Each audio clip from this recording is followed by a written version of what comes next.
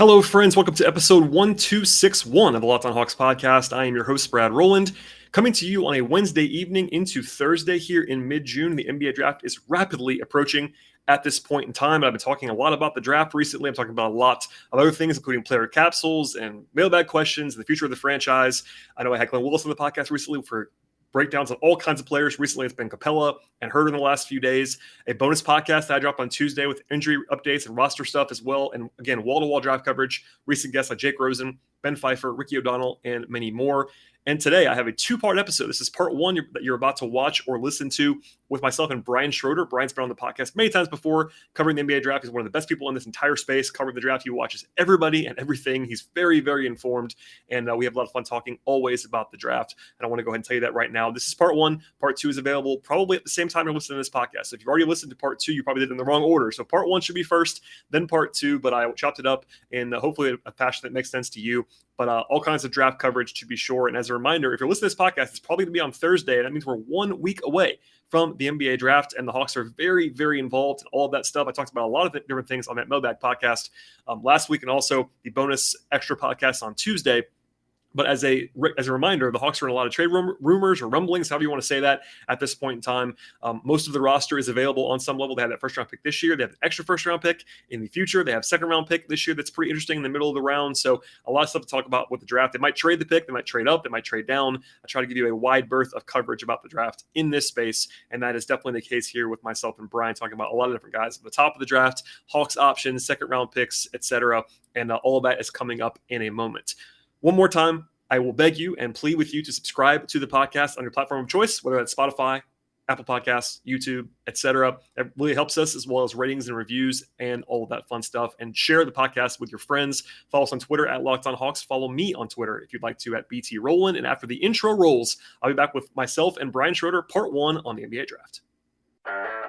You are Locked on Hawks, your daily Atlanta Hawks podcast. Part of the Locked on Podcast Network. Your team every day.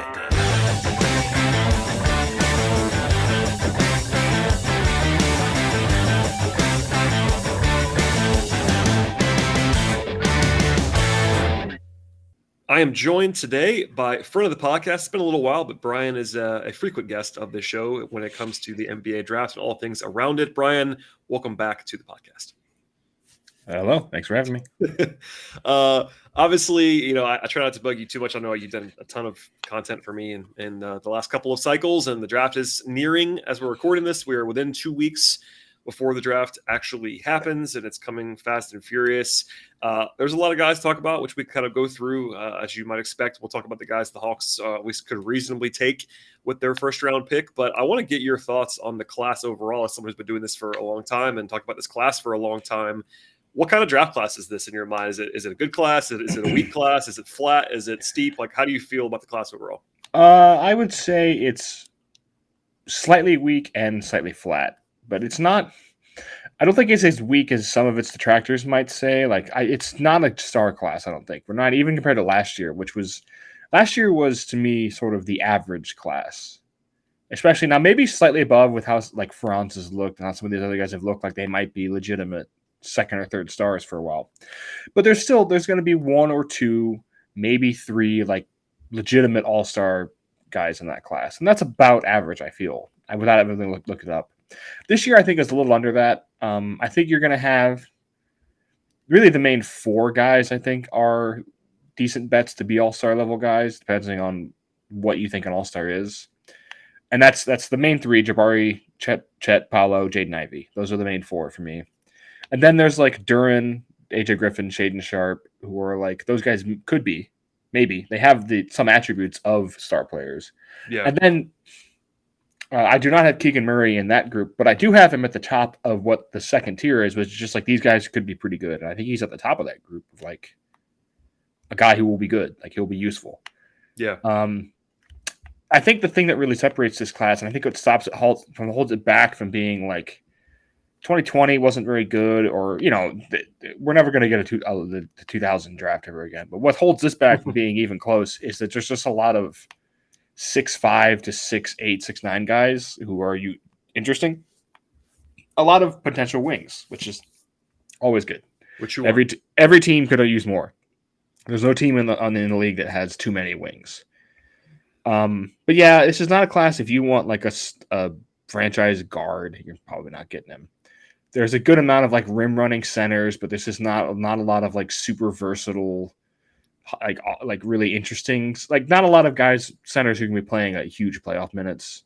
So it's really a wing draft, and it's really more of a 3-4 draft, like a lot of power forwards. So yeah, no, I find this draft really interesting because of what you just kind of laid out. Like, in theory, every team needs more of what is available in this draft, and obviously they won't all hit, but especially with the way the playoffs have gone, and there's that emphasis on guys who can play, at the 3 and the 4 in particular, that are like versatile two-way potential guys, and there are a bunch of those that applies to the Hawks as well. I mean, the Hawks are not till the middle of the first round, number 16 overall, but there will be guys between the 2 and the 4 that they can choose from to add to the roster if they want to do that. And, obviously they're already set at point guard, and really center is not really a priority either. So for the Hawks, It works out pretty well. Like the weaknesses in this class, as you kind of laid out there, like there's not a lot of lead guards. The Hawks don't need a lead guard. The Hawks have other needs. So it actually breaks down a little bit pretty well for them. And I know you talked about it being flat a little bit. I kind of think, especially after the top, wherever you draw that line after 4 or 5 or whatever, it's pretty flat for a while for me. And I feel like that's also fortunate for the Hawks at 16 in that they might get a player at 16. It's very similar to the players at 7 or 8 in this class. Does that make sense to you? Yeah, and it does make need a little more important. I think for the last couple of years, I've been pretty adamant on you don't draft for need, you draft talent. The free agency is where you get needs. Your needs filled. Unless it's like the Hornets like simply don't have a center. Like that's a need. They do not. That's a need. Like not anyone who can protect the rim at all, really. So that's every single mock draft has Mark Williams to the Hornets, and that makes sense. If he goes there, it'll make sense.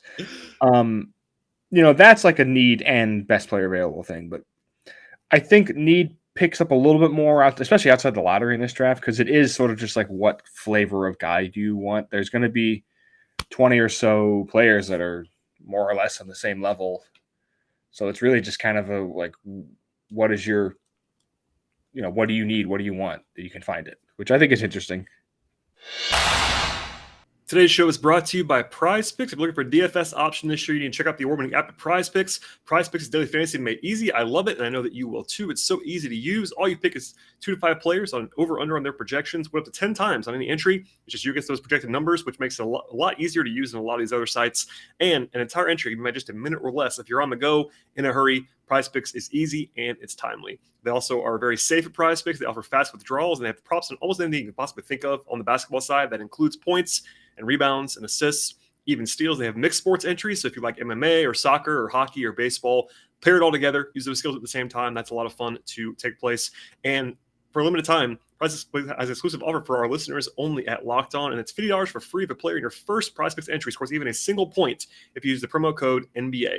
That's right, exclusively for Locked On fans. Sign up today, use the code NBA, $50 for free if a player in your first entry scores even a single point. Check it all out at PrizePicks.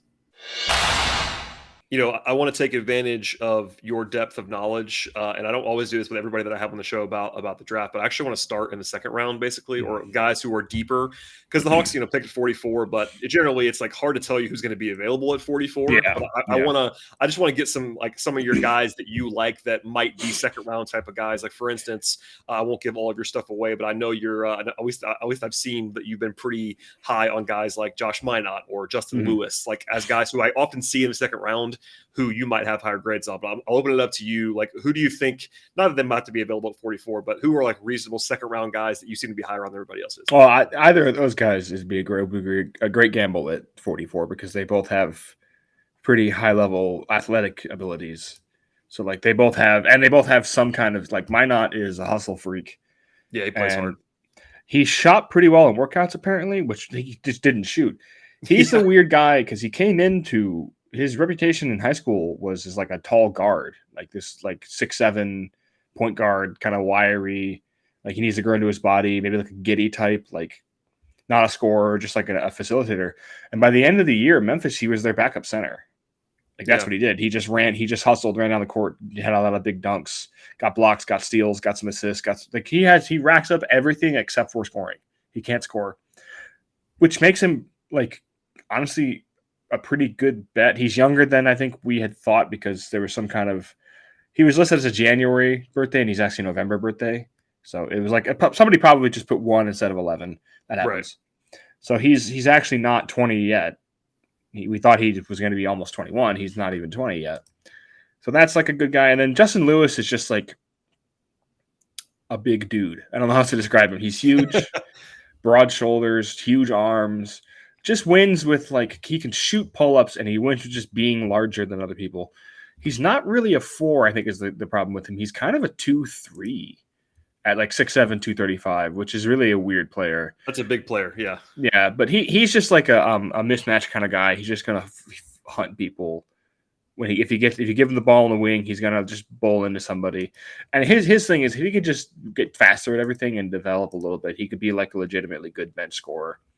Like sort of what I think people thought like Eric Paschall was, but with like real athleticism and not like just like Eric Paschall tested great, but he's not like an elite athlete. I think Justin Lewis is more of like a actual scorer. I'm a big fan of Justin. He's just like a monster.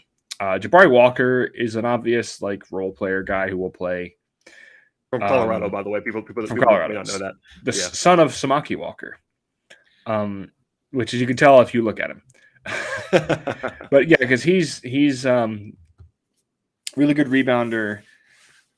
Last year, and like a smaller role, he shot I think high 40s from 3, and this year it was down in the 20s for a lot of the year. And then I think he ended up in the mid 30s again. Yeah, I think it was 35% or so. 34, yeah, almost 35%. And like just can shoot spot ups, gets rebounds, plays good defense, 6'8", moves well, like just a pretty quality. Sounds like a potential Hawks guy. I mean, I was gonna ask you, generally speaking, like what the Hawks have, what they don't. Not that you're covering the Hawks every day, but guys that would fit as a flyer, because obviously last year was weird in that they kind of just fell into Sharif, and that was not the plan in the second round. We didn't really get a lot of idea about what Schlenk was going to be looking for, because it was kind of like, okay, this guy fell 25 spots too far, so we have to take him. I wonder now if they'll be more practical on who they draft in the second round, because to this point, they've kind of not got anything out of the second round in the Schlenk era. And it's like, okay, obviously you can't, have too high expectations for that pick overall, but you can get a guy who can maybe help you in a year or two at that spot. And you never know what Jalen Johnson's going to be doing this year. So yeah, I wouldn't. I would hope he's actually playing at some point along the way. But you don't want to pencil in like a 4, but that's what this draft is lousy with. So you really shouldn't avoid if those guys are around. Like Jake LaRavia, he's not going to be around 44. No, but if that kind of guy is around there, you take him. It's unfortunate because I think some of the better. I think if like Ishmael Kamagate or Jop or any of these like big centers, like these project guys are available, I think I would take a shot on them. But they really. That seems like not a waste of a pick. You can't really waste the 44th pick, but like, yeah, you can do better. Kendall Brown, if he slides down there, take him. Oh, for sure. And he seems to be somebody that's kind of free falling. He went from like a projected top 20 pick to now he seems to be going in the second round in these mocks, and that doesn't mean everything, but he's someone who's interesting.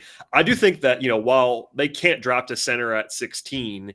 They could take a center at 44. Yeah, and then just like have that guy in the G League and play him. Like he won't be able to help you right away, but eventually they're going to move on from one of the centers. So probably Capella, you would think. Yeah. And it wouldn't hurt to have another guy in the pipeline as insurance, and also just potentially like if it's best player available. If it's not best player available, then you don't take that guy. But I think at 44 would be totally reasonable, depending on whoever it happened to be. Like let's just say like if Walker Kessler fell to 44 unexpectedly, like that's a reasonable pick at 44. Like it's probably not going to happen, but that's another guy maybe. Yeah. Maybe like Dominic Barlow is a guy you look around there too. Just like big, huge guy with interesting measurables. Darius basically seems to have worked out to the extent that he's an NBA player. That's kind of the guy you're looking at there. Yeah, that works. I mean, I would probably, if I'm like a legitimate, if I'm a team that's trying to compete and I'm in the second round and I want to guarantee I'm going to get this year's Herb Jones. Not to say this player is exactly like Herb Jones, but I'm taking Vince Williams because he's good at basketball. I mean, that's the kind of guy that. Well, by the way, just for everybody to know, he played at BCU and he was a four-year guy, right? Mm-hmm. Yeah, so he's a little bit older. I think he's almost 22-ish. But someone like Another guy that I got asked about that's kind of not similar player necessarily, but like Keon Ellis is another guy who is like maybe potentially interesting as a lower ceiling, but a role player kind of guy. But yeah, I like Vince Williams. If he was there, for sure, he's someone who might be able to help them sooner rather than later. Not going to be a breakout star or anything, but I mean, I think he as like could a be late first kind of guy. Yeah, but I think Vince is a very good bet to be in the league for 12 years because he's a little, I don't know. If Kyle Anderson made it and Henrich Williams made it, he can make it. He can really shoot. That's the thing with Vince. He can shoot off dribble. He can really shoot. He couldn't shoot alone when he was a freshman, and he was just like a guy who made a lot of noise with stock numbers and like a crazy outlier, like defensive BPM, and just like a freak. And then just sort of had to work into being like a go-to scorer and became a legitimate scorer this year. He's a rebounds guy. He's a great, just a really fun passer with the ball in his hands, without the ball in his hands. Like, just connects things really well. I think he'd be, if he's your fifth guy on a lineup, it's going to be a good lineup. That's just how I feel about him. He's a pretty easy bet to me to make it. Yeah, and that's the kind of guy that you're looking for, especially in the middle of second round. And look, as much as second round picks can be pretty valuable, if the Hawks wanted to, get another pick in the second round before that or trade up or whatever, like they could also do that. So that maybe if they have the guy in the 30s that they really want, they have ammo to go get that guy as well. Which is I don't want to pencil. I probably do this too much. Like pencil in like, all right, these are where their picks are. Let's talk about these guys that they could possibly get in that range. Same in the first round where like. We'll get into this in a second, but if the Hawks wanted somebody that they could get at 12, they can go get that guy if they want to. I'm not saying they have to do that, but it's a flat class in some ways. But if they fall in love with, I don't know, Johnny Davis or something, and they want to go get him, they can do that if they want to. It's probably a good sort of switch point to get into some first round guys. And I wonder if you agree with this general sentiment. I've kind of been saying like there might be 10, 12, 14 guys the Hawks could reasonably draft at 16 when you combine guys who might fall and also just like eye of the beholder stuff. Does that seem right to you? Like I know who I like more than other guys, but it feels like it's so flat in some ways. The only guy who's been consistently mocked in the top 25 that they probably are completely interested in is maybe Kennedy Chandler. Just because he does not. There's nothing he does the trade doesn't do. Exactly. I mean, that's honestly what I've been saying. It's basically he's a guy that I like, Kennedy Chandler, but you kind of have to cross him off as the Hawks in the first round, and like maybe you're Mark Williams like Koloko type. Like I doubt they do that. I'm not saying it's impossible, but I don't really see that with Chandler. I would be just stunned if they did that. But the center, it's like I mean maybe if they have a plan. Honestly, they could trade Capella on draft night. I have no idea what's going to happen there. Yeah. So maybe that's more plausible. Whereas obviously Trey's going to be here. So yeah, I think you're right. Maybe Chandler's the only guy that you can kind of cross off. Today's show is brought to you by BetOnline, and the NBA Finals are rolling along right now. Things getting very interesting between the Celtics and Warriors in the NBA Finals. Again, it's pretty tightly contested as I'm recording this podcast. And with that as a backdrop, our partners at BetOnline have the number one source for all of your sports betting needs and sports information this time of year and really any time of the year. They have the latest odds, news, and developments across the sports world. That includes the entire NBA playoffs, of course, MLB odds and scores and futures, etc. The latest fight stuff, even next season's NFL, college football, college basketball futures. They have overrunners when that time comes, future odds in terms of who's going to win the championships, conference titles, etc. It's all at BetOnline, and they're the continued source for all the wager information that you want. Beyond that, that includes live betting and esports. They have poker, they have casino games, and much more. And all other sports that you might not be thinking of right now, they have stuff like hockey and golf and tennis and auto racing, horse racing, soccer, cricket, entertainment bets, and much more. Head to BetOnline right now on your computer or mobile device to learn more about all the trends and the action in the sports world. BetOnline, where the game starts. Because Ty Washington is the real question with him is if he is like a legitimate point guard, how much does that raise his value? I don't really think he is. There's no real creation ability. He already couldn't get to the rim in the SEC like at all. Yeah. And it's not like he's a very competent player. He's good. He's legitimately good at 3-level scoring. But the problem is those 3 levels are picks, threes off screens, mid-range, like 17-footers off screens, and floaters in the paint off screens. Like he's very competent operator off the pick and roll, all that. But he's just not like doesn't have any real dynamism with the ball in his hands. And it's like that's the guy they need. So I don't really know. I don't know what he would do really that Bogdanović doesn't do. And he's also 3.5. And maybe kind of injury prone. He seems to be hurting his legs a lot, and I don't want to. You don't want to put that on somebody, but No, but he just got hurt in a workout apparently. Yeah, and he's also kind of the only. I'm looking at the list right now. I'm making sure I'm not crazy. He's kind of the only like pure combo guard in the range too. Like everybody else, I think has like at least like full on shooting guard size, whereas Ty really is a combo size, like third guard size kind of player. Am I wrong? I think I don't really see anybody else that's like his archetype in their range. It's kind of like because he's what 6'3". If you mean that as like a negative, then yes, because like the Jalen Williams, that's and what I mean. Wesley are combo guards, but they're also but they have better size too. Yeah. Like they're not like isn't Jalen Williams like 6'6" ish? Jalen Williams is 6'6". Yeah. So and then whereas Ty is what 6'3", 6'4", maybe. He's really kind of that in between kind of guy, which I don't think is like a death sentence by any means. I kind of like Ty in some ways, but he's really the only guy that's kind of like himself. I mean, Blake Wesley is maybe the closest in size, but Blake Wesley is a big time athlete, and I think I'm starting to be converted to Blake Wesley, even though he wasn't particularly good at basketball this year. The thing with Blake is that it's all flash stuff with him because he would do stuff. He would break down defenses in ways that guys simply can't at the college level. He just couldn't finish plays. I don't know if it's. I really feel like it's. Sometimes he would get into the paint and he would not. He would like. I didn't expect to get to this angle, so I just throw the ball up. I don't know what I'm doing. Yeah, it's that he doesn't gather that well. Like RJ Barrett has that problem too, where he can't like. He has the speed and the burst, but when it comes to just like the mechanics of step layup, he just doesn't have that yet. He doesn't have the angles right. But I think those are all mechanical issues that can be solved. The guy still got to the paint at a crazy rate for a freshman. And the thing with Blake Wesley that really stood out to me, he's probably the best perimeter defender on that Notre Dame team. Like, he's a good defender. But the thing is, that's a team that had, Dan Goodwin was a senior. He's going back as a super senior. Cormac Ryan was a senior. Prentice Hub was a senior. Nate Lajewski was a senior. And I think Paul Atkinson was a senior. So I think the other 5 guys who played a lot of minutes were all seniors. And whenever he was on the floor, he was the number 1 option. No matter who of those guys was on the floor, he was the guy who had the ball in his hands. And so like that happened quickly too. That happened within 5-6 games. They just made him the guy. And that doesn't happen that often.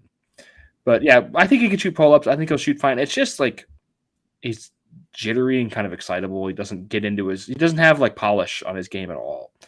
But just like the length and ability to break people down off dribble and just like it's a Bones Hyland stuff. He kind of looks like Bones as a freshman, where Bones was kind of the same way. Got pushed off his spots a lot, got like bumped. And you just need time to figure out your angles for that stuff. Jamal Crawford wasn't Jamal Crawford immediately. It took him a couple years. Well, and I saw this, I think, with Jake Rosen recently on a podcast as well. But Wesley wasn't like a huge expected like one and done guy either. Like he kind of not that came out of nowhere, but like he wasn't supposed to be a top 20 guy in this class a year ago. He was on my list. Like I usually put every 4-star and above on my watch list, so he was on my watch list. But I couldn't tell you that I knew much about him before this year. Yeah, that's what I mean. Really, it wasn't. He was obviously, a 4-star is not. It's nothing to sneeze at, but he wasn't supposed to be quote unquote a one and done top 20, top 25 pick kind of guy. So maybe that's part of why he's a little bit more raw too. It wasn't quite on that same. And he shot like 39% of the field, and I wasn't saying. I mean, I'm not trying to pick on him. Like some of the numbers are not particularly good. His true shooting was like sub 50%. Like it wasn't particularly good, but the flashes are the flashes, and I think. If you're someone who wants to maybe take a little bit more of a risk, a little bit more of a swing as the Hawks, he would make some sense as a guy who does some stuff that they want in the future if it were to work out, I think. Yeah, he's got as much potential to be like a legitimate, at least Karis LeVert before he started getting hurt level scorer. With defense at all. Yeah. I think his ultimate role, if he really fends in a good spot, is going to be like a Will Barton type player. Which is a good player. Yeah, which means there's got to be nights when his fans hate him. But there's going to be nights when he holds you in a game by himself because Will Barton does that very frequently. We'll keep his team alive through a 10, 12-minute stretch just through effort and explosiveness and just throwing himself at the rim like crazy. For sure. He gets hot. I want to ask you one thing here, and we're not going to do a ton on this because I don't want to pile on, guys, but I feel like I need to ask you if there's anybody that's like a consensus top 20, 25 guy that you just like would not touch as the Hawks in general. Like I have a couple guys on my list, but I wonder if there's anybody that like if there's anybody that you have a lot lower on your board, let's say, even if it's not like a do not draft, but like someone who you just don't kind of see it with that. The guy I'm lowest on is probably Abaji. Yeah. Why is that? He's not exciting in any way. I don't know. He'd probably be fine. He'll probably be a decent NBA player, but he's not. For a guy who had that much responsibility, he's not really like his athleticism pops some. He has some really impressive athletic plays, but it's not a consistent thing. He's not out there blowing past. He's not dominating physically. He can shoot. I feel pretty confident about that. He's a solid shooter. Agreed. He's not a creator at all for himself or others. He's not really any good defensively. He's not bad. He's kind of okay. Guy. Yeah. And I feel like his idea, the idea of him is sort of like, is he even as good as Buddy Hield? And I don't know. Well, but I mean, Buddy Hield was a better shooter. Yeah, that's the thing.